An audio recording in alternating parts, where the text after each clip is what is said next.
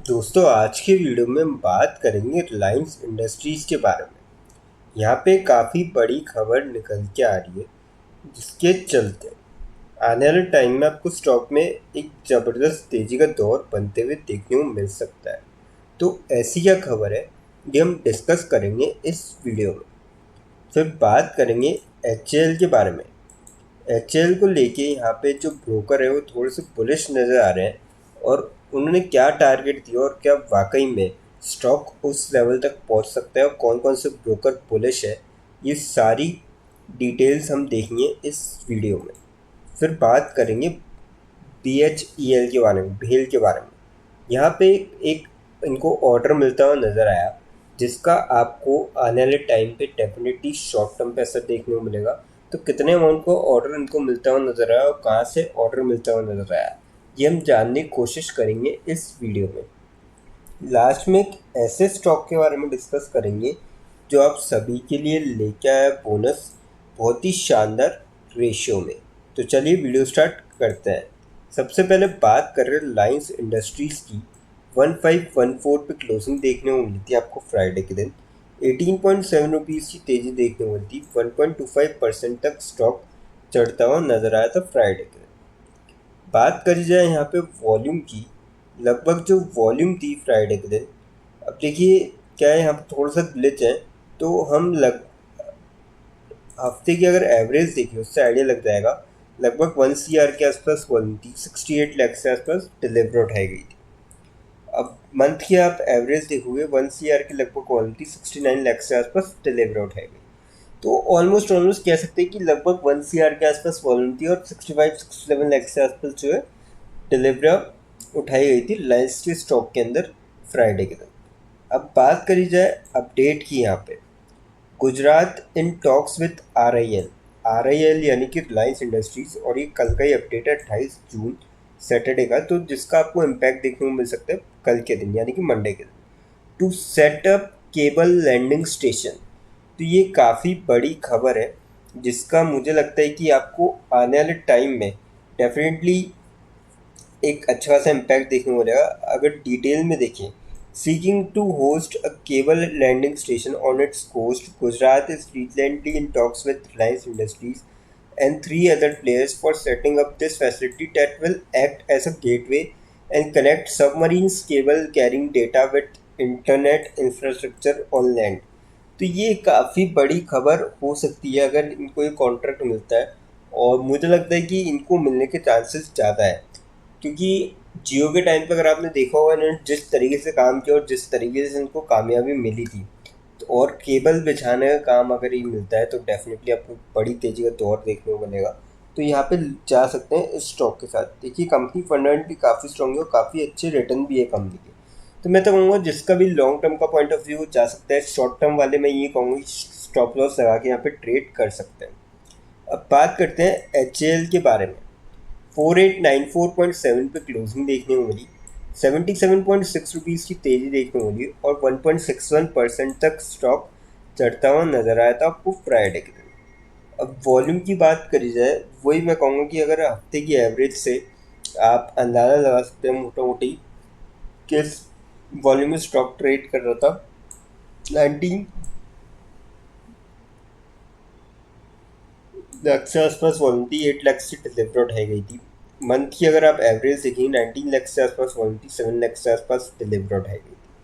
तो काफ़ी सही वॉल्यूम में जो है यहाँ पे आपको स्टॉक ट्रेड करता हुआ नज़र आया था। अगर आप एवरेज भी देखें तो 17-18 लाख के आसपास एक एवरेज वॉल्यूम आपको समझ में आएगी।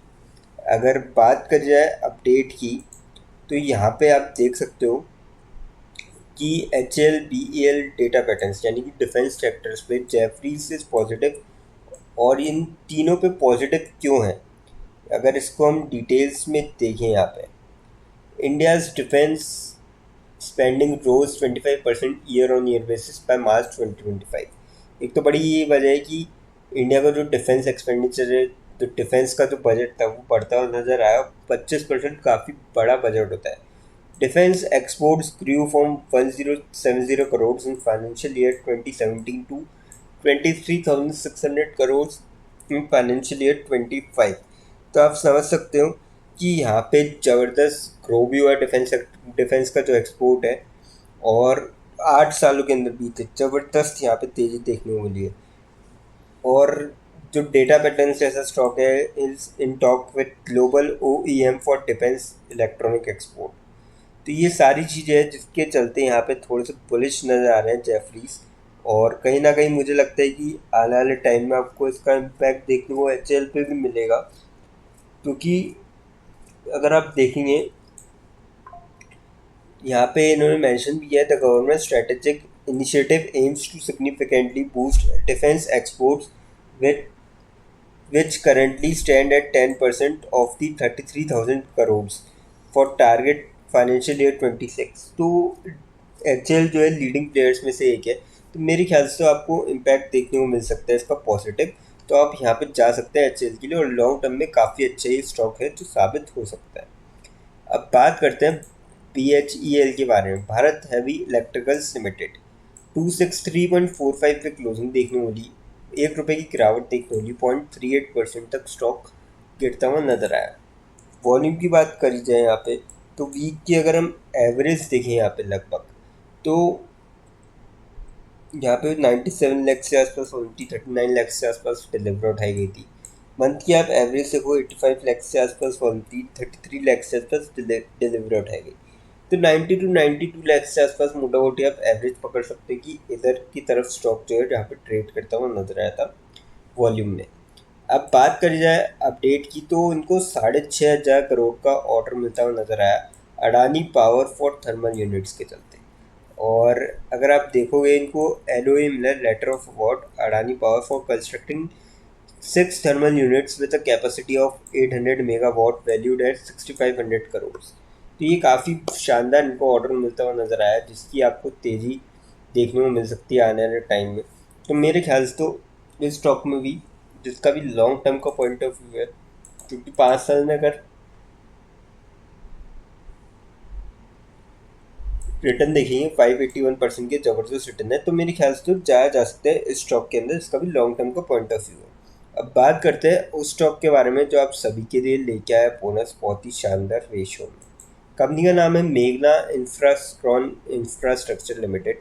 1119 पे क्लोजिंग देखने को मिली, ₹1.4 की गिरावट देखने को मिली, 0.12% तक स्टॉक गिरता हुआ नजर आया। 5 दिन के रिटर्न की बात करें, लगभग 0.4% के आसपास रिटर्न, महीने भर में 14.25% के आसपास रिटर्न, 6 महीने में 55.5% के रिटर्न, और साल भर में लगभग 147% के आसपास ज़बरदस्त रिटर्न दिखाया है। जिसके चलते कंपनी लेके आई है बोनस का रेशियो रखा गया है 1:1, यानी कि जिसके पास भी एक शेयर हो कंपनी का, उसको एक शेयर और मिलता हुआ नजर आएगा, जिसके लिए कंपनी ने 8 जुलाई 2025 रिकॉर्ड डेट सेट करी है। लेकिन फ्रेंड्स, कोई भी इन्वेस्टमेंट करने से पहले फाइनेंशियल एडवाइज़र से कंसल्ट करें या फिर खुद की रिसर्च करें, क्योंकि वीडियो नॉलेज के पर्पज़ के लिए, इन्वेस्टमेंट पर्पज़ के लिए। दोस्तों, अगर वीडियो अच्छी लगी हो तो चैनल को लाइक और सब्सक्राइब ज़रूर करें, ताकि आने वाले टाइम में आपको और भी ये अपडेट्स मिलते रहें। थैंक यू दोस्तों।